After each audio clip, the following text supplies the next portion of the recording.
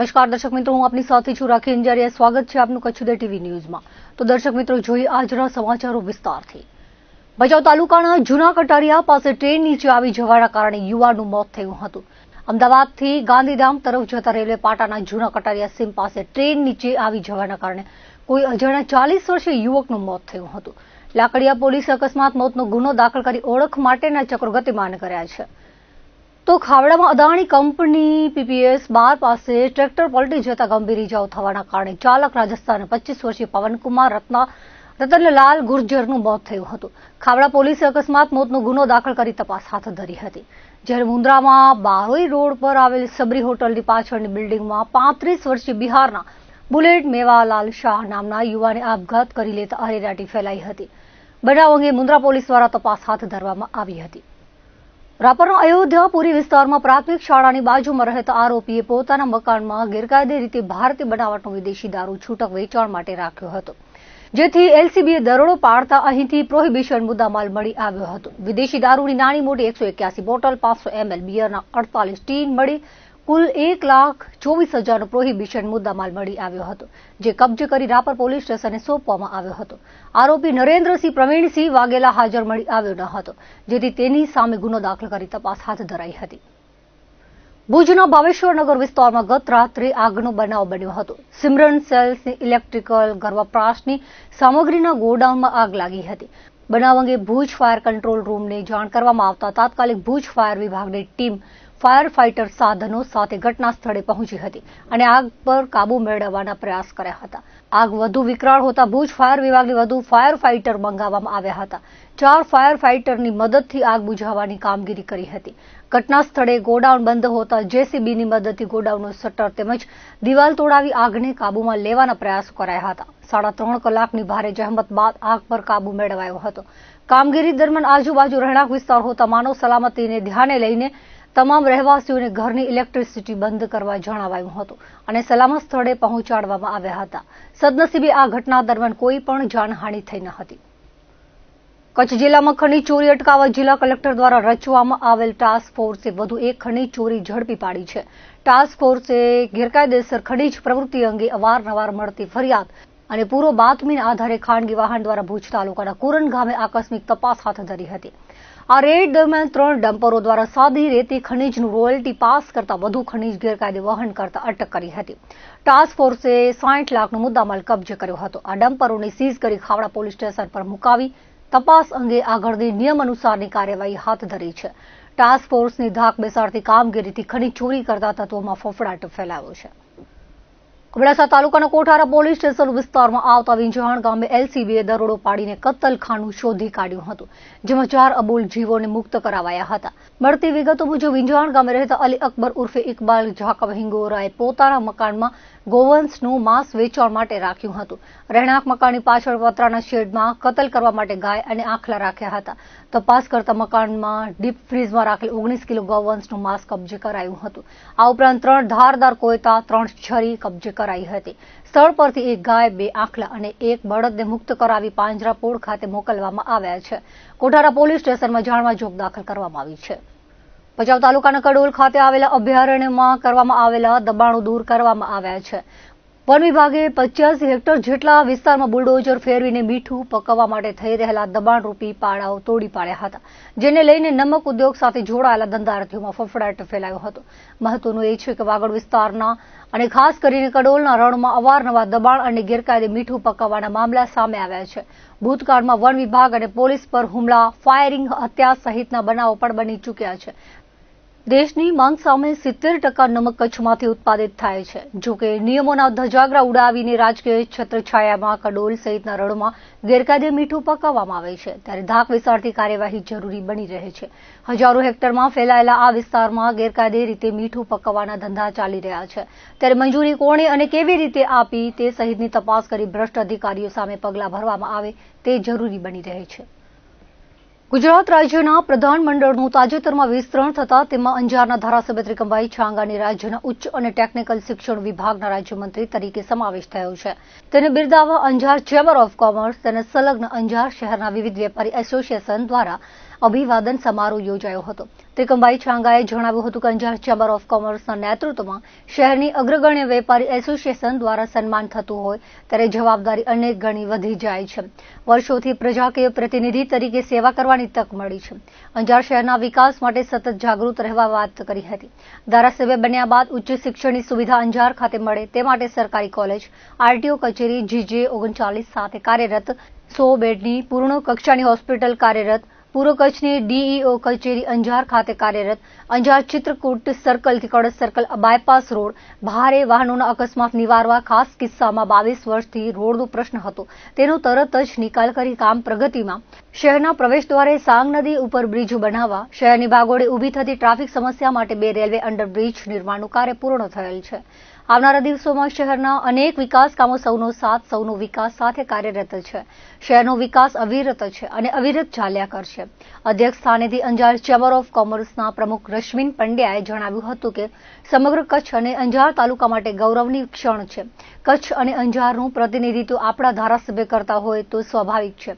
અંજાર શહેરનો વિકાસ ફિનિક્સ પક્ષીની જેમ ઝડપથી થાય. અમારી લાગણીને બિરદાવવા વિવિધ વેપારી સંગઠનો જે આત્મીય સાથ સહકાર આપ્યો તે બતાવે છે. અંજારનું વેપારી મંડળ પણ શહેરનો વિકાસ ઝડપથી વિકસે તે માટે સંપૂર્ણ સાથ સહકાર આપવા તત્પર રહે છે. અંજાર નગરપાલિકાના પ્રમુખ વૈભવ કોટરાણીએ જણાવ્યું હતું કે શહેરમાં ચાલતા વિવિધ કામો મંજૂર કરાવવા રાજ્યમંત્રી ત્રિકમભાઈ છાંગાનો સંપૂર્ણ સાથ સહકાર મળી રહે છે. શહેરની માળખાકીય સુવિધા ઇન્ફ્રાસ્ટ્રક્ચરના કાર્ય હોય કે બગીચાનું રિનોવેશન સાથે સુવિધાયુક્ત બનાવવા રાજ્યમંત્રી અંજાર શહેરના ઝડપથી વિકાસ થાય તે માટે તેનો નકશો હાથ વગો રાખેલ છે. શહેરની ભાગોળે ગોવર્ધન પર્વતના વિકાસના અંતરાય દૂર કરી ₹19 કરોડની ફાળવણી કરવામાં આવેલ છે.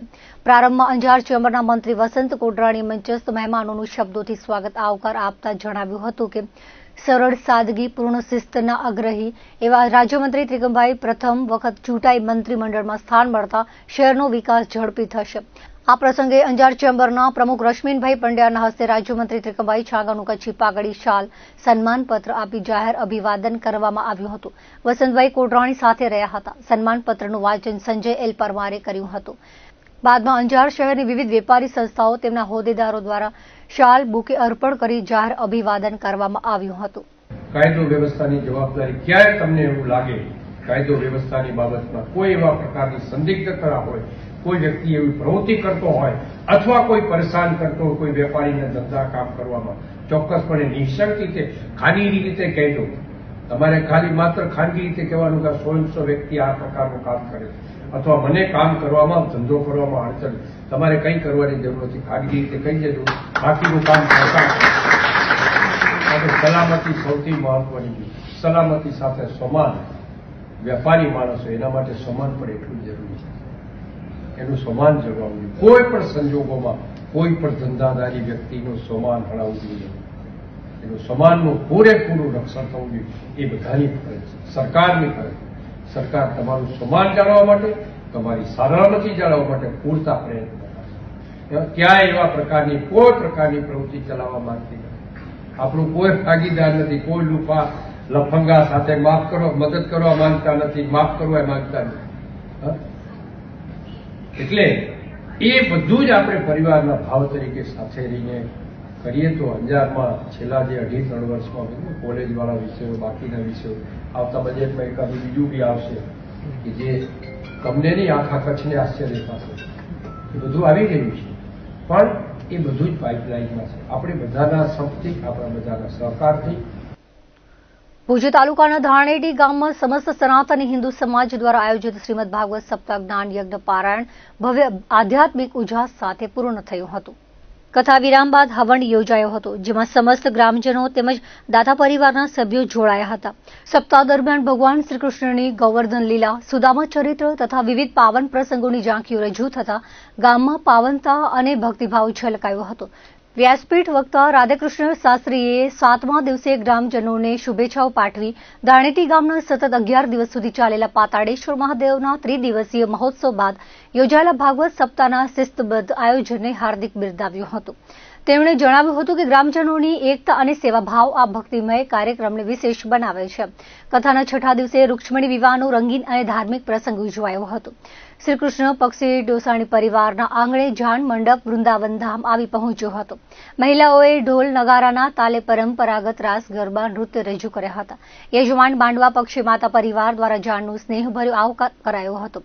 રાત્રે બિરજુ બારોટ, ગોપાલ સાધુ, અનિરુદ્ધ આહિર અને મેક્સ આહિર સાથેની ભવ્ય સંતવાણી યોજાઈ હતી. આ ધાર્મિક સુરાવલીએ સમગ્ર પરિસરમાં ભક્તિરસનું અનોખું વાતાવરણ સર્જ્યું હતું. જ્ઞાન યજ્ઞ પ્રસંગે રાજ્યમંત્રી અને અંજાર મત વિસ્તારના ધારાસભ્ય ત્રિકમભાઈ છાંગાએ ધાણેટી ગામને બિરદાવતા જણાવ્યું હતું કે ધાણેટી ગામે ધાર્મિકતા, સેવા અને સામાજિક સમરસતાનો અદભુત સમન્વય રજૂ કર્યો છે. કચ્છમાં એવી સકારાત્મક દિશા દર્શાવવા ગામનું યોગદાન ઉત્તમ છે. આ અવસરે આલાભાઈ બચુભાઈ છાંગા, વાઘજીભાઈ બચુભાઈ છાંગા અને દેવજીભાઈ બચુભાઈ છાંગા પરિવાર દ્વારા નિર્માણ પામેલા સ્મશાન ગૃહના ગોડાઉન અને તળાવની પાળ પર બંધાયેલ પક્ષીઘરનું લોકાર્પણ કરવામાં આવ્યું હતું, જેને ગ્રામજનો અને મહેમાનો દ્વારા વિશેષ સરાહના મળી હતી. કાર્યક્રમ દરમિયાન પાણી પુરવઠો વિભાગ, ટ્રાફિક પોલીસ, હોમગાર્ડ, સફાઈ કર્મચારીઓ સહિત આયોજનમાં સહકાર આપનાર તમામ સેવાભાવી કર્મચારીનું જાહેર સ્તરે સન્માન કરવામાં આવ્યું હતું. નારાયણ યજ્ઞમાં બધી સમાજ અમારે સનાતન સમાજ ગામની છે જે હિન્દુ સમાજ એના વતી નારાયણ યજ્ઞમાં બધા જોડી બેઠી હતી. ઘણી બધી સમાજો જે ગામમાં રહે છે જે સમાજો એ સમાજોને બધી જોડી બેઠી હતી અને બધી સમાજ વતી આજે નારાયણ યજ્ઞની આહુતિ આપવામાં આવી, નારાયણ યજ્ઞ કરવામાં આવ્યો. કથા 7 દિવસની હતી. કથા સારી રીતે સંપન્ન થઈ અને સમસ્ત ગ્રામજનોના આ આયોજનને માન રાખી અને વિવિધ ગામના હોદ્દેદારો, સમાજના અગ્રણીઓ, મહેમાનો આવ્યા હતા અને આ સમાજ દ્વારા જે આયોજન કરવામાં આવ્યું હતું એના 8મા દિવસે આજના શુભ દિવસે નારાયણ યજ્ઞ હતું. 327 પોથી અને 205 જોડી દ્વારા પૂજા સંપન્ન થઈ છે. આજે નારાયણ યજ્ઞમાં સમસ્ત ગ્રામ વતી દેશનું કલ્યાણ થાય, દેશમાં સુખ શાંતિ બની રહે અને આ જ રીતે રાષ્ટ્રીય સ્વયંસંઘનો જે વિચાર છે કે સંગો શક્તિ કલિયુગ, એ કલિયુગમાં બધા સંગઠન કરીને રહીએ અને એક સાથે ચલી એ સૂત્રને સાર્થક કર્યું છે. ધાણેટી ગામના મહેશભાઈ બાબુભાઈ માતા જે ગામના સરપંચ છે એમનું 1 વર્ષ પહેલા સંકલ્પ હતું કે મહારાજ આપણે બધી સમાજના લોકોને સાથે રાખી અને આવું એક કાર્ય કરવું છે. એ એમના વિચાર જે હતા, એમનો જે સંકલ્પ હતો એ આજે પરિપૂર્ણ થયો. ભગવાન સૌને સુખી રાખે, આ સમસ્ત ગામનું કલ્યાણ થાય અને સમસ્ત દેશનું કલ્યાણ થાય એ હેતુથી સર્વે ભવંતુ સુખિનઃ, સર્વે સંતુ નિરામયા, સર્વે ભદ્રાણી પશ્યંતુ, મા કશ્ચિત દુઃખમાં ભવેત. સંતવાણીની અંદર ભાવિક, જાહેર જનતા અને પધારેલા મોઘેરા મહેમાનો, દૂર દૂરથી ચૂંટાયેલા પ્રતિનિધિઓ અને બહારના અમારા સરપંચો પદો એ બધાએ અહીં ઉપસ્થિત હતા. બિરજુ બારોટ, ગોપાલ સાધુ અને આ જ ગામના સારા એવા કલાકાર અનિરુદ્ધભાઈ, જેના દ્વારા સંતવાણીનું આયોજન થયો. આ સંતવાણીની અંદર જે કંઈ ઘોર થવાની હતી એ ઘોર ગૌ માતાના લાભાર્થે વાપરવાની હતી. એનાથી ગામ લોકોએ સાથ સહકાર આપી અને અત્યારે આ ગાયોની ઘોરમાં 60 લાખ અને 21,000 રૂપિયા આવક થઈ છે. જે 60,21,000 રૂપિયા ગાયોના ચારા માટે આપવાના છે. ધાણેટી ગામના તો હું ભાગ્ય કહેવાય. આના પહેલા પણ આજથી 10-12 વર્ષ પહેલા ભોપા પરિવારની અંદર પણ કથા એ એક જ કુટુંબે કરી હતી. એ પણ કથાનું આયોજન આ રીતે આબુ હતો. એના પછી રબારીવાસમાં બેક થઈ પણ એ પોતાની શક્તિ પ્રમાણે હતી. પણ આ જે આયોજન થયો એ આયોજન સંપૂર્ણ હિન્દુ સમાજ ધાણેટી અંદર રહેતા હોય એ તમામે મળી અને ધાણેટી ગામને આંગણે આવું સારું એવું ભાગવત કથાનું આયોજન કર્યું, જેમાં 18 આલમ કહેવાય એવા 18 આલમના ભાઈઓ, હિન્દુ કોઈ પણ હોય એવો લોકોએ પોથીની અંદર ભાગ લીધેલો છે. ભચાઉ તાલુકાના કાંઠા વિસ્તારમાં કચ્છની જીવાદોરી સમાન નર્મદા નીરના ઐતિહાસિક વધામણા કરવામાં આવ્યા હતા. એક જમાનામાં સૂકા પ્રદેશ તરીકે કચ્છની ઓળખ હતી. કેન્દ્ર સરકાર અને ગુજરાત સરકાર તરફથી નર્મદા યોજના હેઠળ અબજો રૂપિયા ખર્ચીને ગુજરાત અને કચ્છમાં નર્મદા મૈયાના નીરનું ભગીરથ કાર્ય કરાયું હતું. નર્મદા નીર કેનાલ વાટે આવવાથી જમીનના ભાવ ઉચકાયા અને સાથે સાથે ખેડૂતો સારા પાકનું ઉત્પાદન મેળવીને પગભર થયા. શનિવારે ભચાઉ વાંડિયા કેનાલમાં નર્મદાના નીર આવતા વધામણા કરાતા ખેડૂતોમાં આનંદની લાગણી ફેલાઈ હતી. વાંડિયામાં નર્મદા નીર આવતા 4,000 એકર જમીન પિયત થશે. આ યોજના અંતર્ગત ખેડૂતો મબલક પાકનું ઉત્પાદન કરી શકશે. આ પ્રસંગે જિલ્લાના ચૂંટાયેલા પ્રતિનિધિઓ, ખેડૂતો, આસપાસના ગ્રામજનો, પંચાયતના સદસ્યો અને રાજકીય આગેવાનો ઉપરાંત દરેક સમાજના આગેવાનો બહોળી સંખ્યામાં ઉપસ્થિત રહ્યા હતા. કચ્છ જિલ્લામાં તાપમાનમાં વધઘટનો દોર અવિરત રહ્યો છે. ડિસેમ્બર માસના પ્રથમ સપ્તાહના અંત સુધી હજુ કચ્છમાં પ્રભાવક ઠંડી પડી નથી. ગઈકાલની સરખામણી આજે ફરી કચ્છના તમામ મથકો પર લઘુત્તમ તાપમાનનો પારો ઉંચકાયો હતો. રાજ્યના સૌથી ઠંડા મથક નલિયામાં આજનું ન્યૂનતમ તાપમાન 12.6 ડિગ્રી નોંધાયું હતું. જિલ્લા મથક ભુજનું 15.4 અને કંડલાનું 18.5 ડિગ્રી રહ્યું હતું. કચ્છમાં મોડી સાંજથી સવાર સુધી વાતાવરણમાં ફૂલ ગુલાબી ઠંડક રહે છે, ત્યારે દિવસ દરમિયાન વાતાવરણ ગરમ હુંફાળું રહે છે, જેથી કચ્છવાસીઓ બેવડી ઋતુઓ અનુભવ કરી રહ્યા છે. કચ્છમાં માગસર મહિનો અડધો વીતી જવા છતાં માફકસર ઠંડી શરૂ ન થતા રવિ પાકનું વાવેતર કરનાર ધરતીપુત્રો પણ ચિંતિત બન્યા છે. મિશ્ર ઋતુના કારણે વાયરલ બીમારીઓએ માથું ઉંચક્યું છે. કચ્છના સરકારી અને ખાનગી દવાખાનાઓ તાવ, શરદી જેવી બીમારીગ્રસ્ત દર્દીઓથી ઉભરાઈ રહ્યા છે. દેશના બંધારણના ઘડવૈયા, સમાજ સુધારક અને ભારત રત્ન ડોક્ટર બાબા સાહેબ આંબેડકર માત્ર વ્યક્તિ ન હતા, પરંતુ તેઓ એક વિચારધારા હતા. સદીઓની ગુલામીમાંથી મુક્ત થયા બાદ આઝાદ ભારતે કઈ દિશામાં ચાલવું જોઈએ તેનો રોડ મેપ ડોક્ટર આંબેડકરે આપ્યો હતો. દેશ માટે તેમનું યોગદાન અજોડ છે. તેઓ ડોક્ટર બાબા સાહેબ આંબેડકરના મહાપરિનિર્વાણ દિન નિમિત્તે ભાવાંજલિ આપતા કચ્છ મોરબીના સાંસદ વિનોદ ચાવડા, ભુજના ધારાસભ્ય કેશુભાઈ પટેલ, જિલ્લા ભાજપ પ્રમુખ દેવજીભાઈ વરચન સહિતના અગ્રણીઓએ જણાવ્યું હતું. કચ્છ જિલ્લા ભાજપ અને જિલ્લા ભાજપ અનુસૂચિત જાતિ મોરચાના ઉપક્રમે ડોક્ટર આંબેડકરના પરિનિર્વાણ દિવસની ઉજવણી કરવામાં આવી હતી. ભુજમાં આવેલી તેમની પ્રતિમાને હારારોપણ કરી શ્રદ્ધાસુમન અર્પણ કરાયા હતા. આ પ્રસંગે પ્રાસંગિક ઉદબોધનમાં વક્તાઓએ ડોક્ટર આંબેડકરે દેશ માટે આપેલા યોગદાનને યાદ કરતા જણાવ્યું હતું કે ભારતના બંધારણમાં તેમણે સ્વતંત્રતા, સમાનતા અને બંધુત્વ જેવા મૂલ્યોનું સિંચન કર્યું છે. ભારતના દરેક નાગરિકના હક, અધિકાર અને સન્માનની રક્ષા હંમેશા થતી રહે. તેમણે મનુષ્ય તરીકેના ગૌરવની સ્થાપના કરી હતી. તેમનું જીવન સંઘર્ષની મહાન ગાથા છે. વ્યક્તિગત અપમાન અને ભેદભાવ સહન કર્યા છતાં તેમણે ક્યારે હાર માની ન હતી. તેમનો સંઘર્ષ કોઈ એક સમુદાય પૂરતો સીમિત ન હતો, પરંતુ તે સમગ્ર રાષ્ટ્ર માટે સામાજિક અને આર્થિક ન્યાયની લડાઈ હતી. દલિતો, વંચિતો અને શોષિત વર્ગને ન્યાયનો અધિકાર આપવા પોતાનું સમગ્ર જીવન સમર્પિત કર્યું હતું. ઉપસ્થિત અગ્રણીઓએ તેમના કાર્યોમાંથી બોધપાઠ લેવા અનુરોધ કર્યો હતો. આ પ્રસંગે અંગદાનના પ્રણેતા ઉપરાંત ભુજ શહેર, તાલુકા અને જિલ્લા ભાજપના હોદ્દેદારો, કાર્યકર્તાઓ, નગરસેવકો અને શહેરીજનો મોટી સંખ્યામાં હાજર રહ્યા હતા. આજે ભારત રત્ન બંધારણના ઘડવૈયા ડૉક્ટર બાબા સાહેબ આંબેડકરજીની જ્યારે મહાપરિનિર્વાણ દિવસની ઉજવણી સમગ્ર ભારત વર્ષની અંદર થઈ રહી છે. ભુજ મધ્યે પણ આજે એમની પ્રતિમાને પુષ્પાંજલિ ફુલાર કરવામાં આવ્યા હતા. અને એક એવા મહાપુરુષ કે જેમણે આ દેશની અંદર સદીઓથી પીડિત, શોષિત, જે એક વંચિત વર્ગ હતો, એમને સંવિધાનના માધ્યમથી જીવન જીવવાના અધિકારો આપ્યા, એમને સ્વતંત્રતા આપી.